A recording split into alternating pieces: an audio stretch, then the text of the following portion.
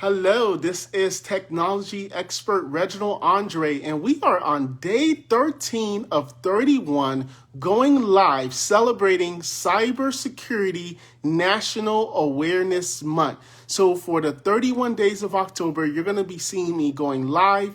I'm going to be having some panelists come in soon. We're going to have conversations all about cybersecurity. So if you haven't already, please be sure to like and subscribe to our page so that you can be informed of when we do go live. And also be sure to send this to your executives in your business, the CEO, the human resource director. All of these are useful videos that they can implement the same day they watch it. There's no buy my package or nothing like that. This is real information about how to make sure that your business is and stays secure.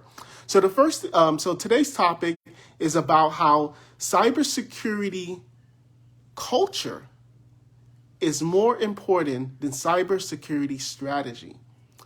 Now, many of you may already heard the whole culture versus strategy line, but I'm putting cybersecurity in the front because I truly believe if the culture is there, then the strategy will take care of itself. Let me explain.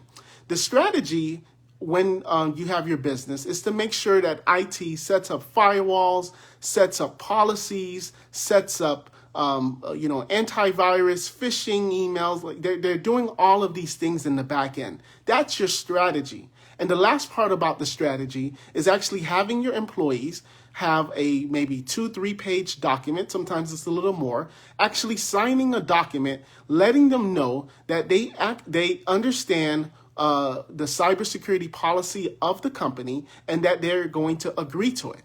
But let's be honest, who really reads that? When it's an employee's first day on the job and you're giving them dozens of things to sign, it's kind of like when you're buying something and you scroll down the 50 pages of the legal stuff and you just click on the I agree. Well, if that's the strategy where you're hoping that your employees read it and we all know they're not, it's not a strategy. And that's why we have to talk about culture. So first, let's get into it. How do you get your employees to dig into this culture? How do you, as a boss, as an owner, as a CEO, instill this culture into your business? The first thing that you have to do is you have to have your employees buy into it. Long time ago, you would, before watching this video, you would have your employees read that manual. You would have your employees watch a 10-15 minute video about cybersecurity and how to make sure they don't click on an email, how to make sure they don't, respond to something or click on a link, whatever the case is. But does the employee really know why? So a perfect example is if you have, for example, an accounting department and it's Kevin. You want to give Kevin a real example of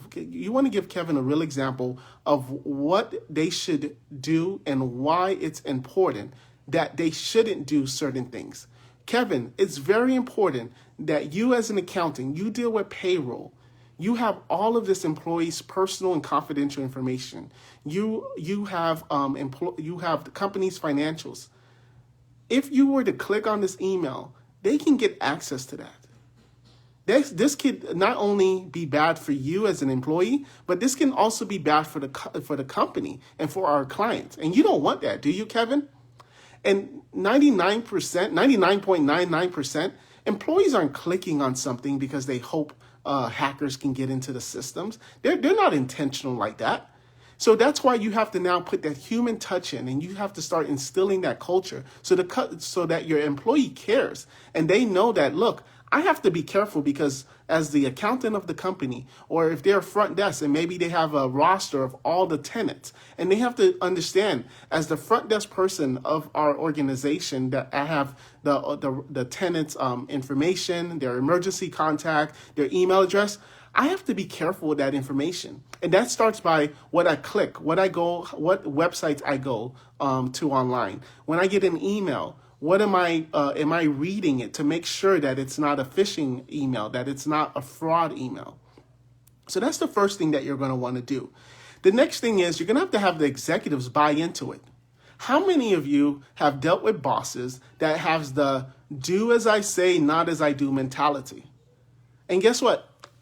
I'm guilty of that too, because we've had a cybersecurity awareness training that I've been needing to do, but we've had some stuff come up in the company and I haven't done it. And nobody, and I'm not perfect, so that's why I'm saying it, but nobody wants the boss, that boss, to be the one that says, yeah, we got to get this cybersecurity training because corporate and my bosses are on me about doing it. And then you look to see if the boss has done it and he hasn't done it. But then he's screaming and barking at everybody else because they haven't done it. So you have to make sure that your executives buy in, that they make sure that they also understand why it's important for them to do it, because they're setting up that example. And as a executive of the business, they also have even more sensitive information than their employees. So it's very important for the executives to buy in as well. The next thing that you're going to want to do is you're going to want to make it fun. Nobody wants to do a cyber training class and they're going to watch a video for 30 minutes and have to hit next, because you know what's going to happen? Remember in school when you would do some type of class and the first person got the answer and the answer was like A, B, C, F, D, A, and it was like a Scantron looking thing, and then that guy would just take a picture of it and then he would then pass it on to everybody else. That's what's happening with your cybersecurity courses. Nobody's paying attention to it. That's why you have to make it fun. So one of the things that you can do is you can do a prize. Make your cybersecurity classes and your procedures that you're telling your employees, make it fun. When someone is presenting about it, have like a little $5, $10 Starbucks or Dunkin' Donut gift cards, so that every time someone answers the right answer, you're giving them a $5 gift card. Or maybe you make a special prize that says, you know, we're going to give a free day off and it's not going to count against you. Do that as your first prize, and everybody's going to perk up. Everybody's going to start listening. Because nobody wants to really watch a boring video that they're just going to have to like click on next and, oh yes, don't click on this email because it's from Brazil and we don't deal with anybody in Brazil, and all the cases like that. So make it fun and make it interactive. The last thing that I'm going to recommend is that you make it easy for the employees to report.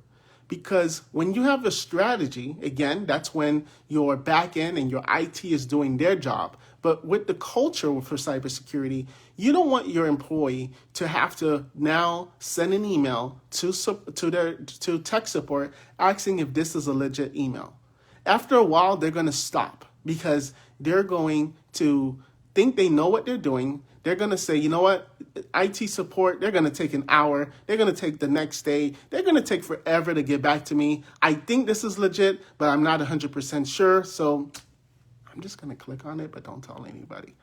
That's what they're doing. That's what your employees are doing. And the reason I know is because we monitor our clients' email servers, and we're seeing all of these, and again, even with the greatest spam filters, we're seeing all of this junk come in, and we're seeing the employees open them. And we're sending them phishing test emails, and they're opening those as well. So you want a dedicated person within your organization, depending on how big it is, maybe a department head, someone that gets a little more training. So that way, if Kevin is getting an email, he's not sure if it's a good email or bad, he can call Sarah. Hey, Sarah, come here real quick. Hey, what do you think about this email? Do you think it's good? And then Sarah looks at it.